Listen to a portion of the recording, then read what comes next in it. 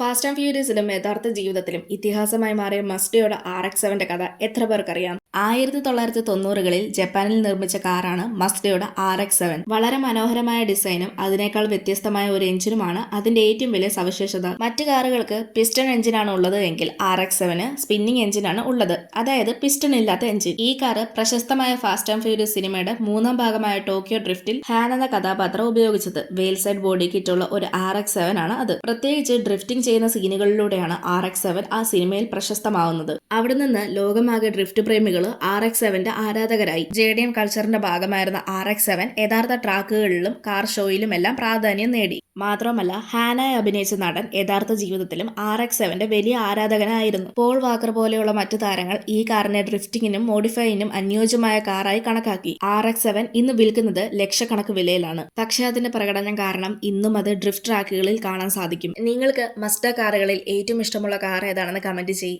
ഇതുപോലെയുള്ള കൂടുതൽ വീഡിയോസ് കാണാനായി ചാനൽ സബ്സ്ക്രൈബ് ചെയ്യാനും ഇൻസ്റ്റഗ്രാമിൽ ഫോളോ ചെയ്യാനും മറക്കല്ല്.